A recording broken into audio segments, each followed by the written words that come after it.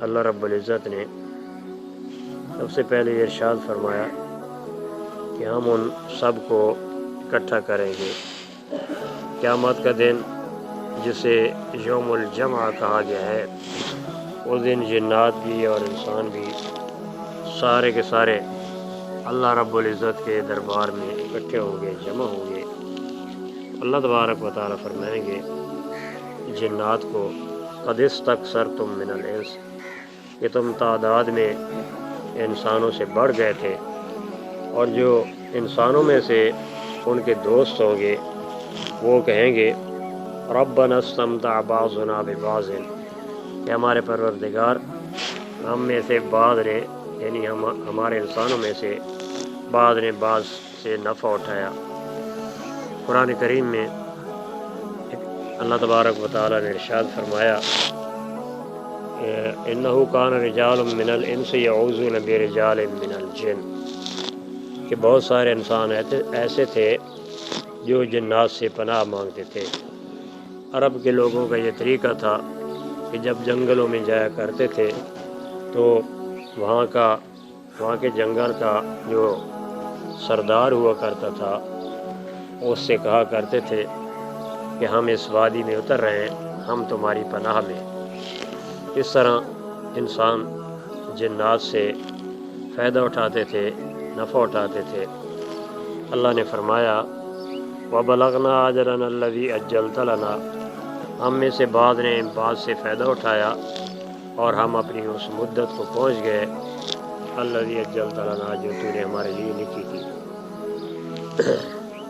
اس کے بعد اللہ تعالیٰ فرمائیں گے قَالَ النَّارُ مَثْوَاكُمْ خَالِدِينَ فِيهَا، کہ تمہارا ٹھکانہ دوزخ ہے اور تم ہمیشہ ہمیشہ رہو گے۔ یہ انسان اور یہ جنات جو اللہ تبارک و تعالیٰ کے نافرمان ہوں گے اور دنیا میں اللہ تعالیٰ کو چھوڑ کر ایک دوسرے سے انہوں نے پناہ حاصل کی ہوگی، تو اللہ تعالیٰ نے دوزخ میں ڈال دیں گے اور فرمائیں گے کہ آگ تمہارا ٹھکانہ ہے، تم ہمیشہ ہمیشہ اسی آگ میں رہو گے، الا ماشاء اللہ، یعنی مگر جس قدر اللہ تعالیٰ چاہے گا، یعنی دوزخ میں بھی رکھے اور اگر چاہے گا تو اور عذاب بھی دے گا۔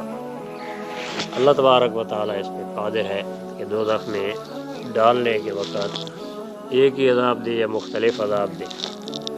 ان ربک حکیم علیم، شک تیرا پروردگار حکمت والا ہے، جاننے والا ہے، کس کو کتنا جہنم کے اندر رکھنا ہے، کتنی سزا دینی ہے، اس کا علم اللہ تبارک و تعالیٰ ہی کو ہے۔ دنیا کے اندر اللہ تبارک و تعالیٰ جلدی نہیں پکڑتا کہ وہ حکیم ہے، اللہ تعالیٰ دیکھتا ہے، ہو سکتا ہے کہ یہ اپنے گناہ سے توبہ کر لے، اس لیے دنیا میں جلدی عذاب نہیں دیتا۔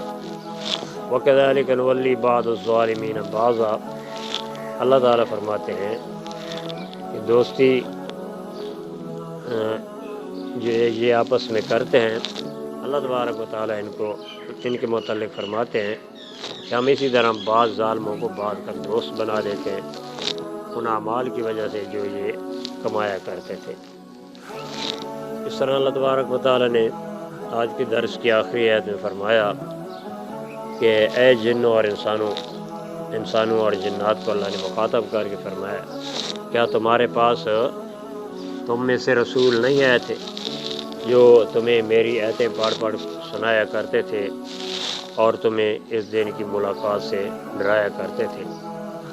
تو جنات بھی کہیں گے، انسان بھی کہیں گے قالوا شہدنا علی انفسنا، کہ ہم اپنی جانوں پہ گواہی دیتے ہیں کہ ہمارے پاس اللہ کے پیغمبر آئے تھے۔ اللہ رب العزت نے انسانوں میں سے تو رسول بنائے، پیغمبر بنائے، جنات میں سے اللہ تبارک و تعالیٰ نے پیغمبر نہیں بنائے۔ انسانوں کے پاس جو پیغمبر آیا کرتے تھے، جنات کے پاس بھی وہی پیغمبر ہوتے تھے۔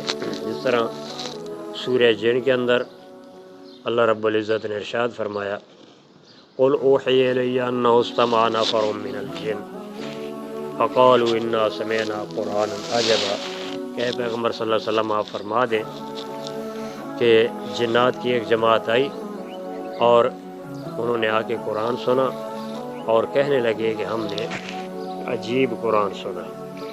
تو جنات بھی اسی وقت کے پیغمبر کے حکم کے مکلف ہوا کرتے تھے۔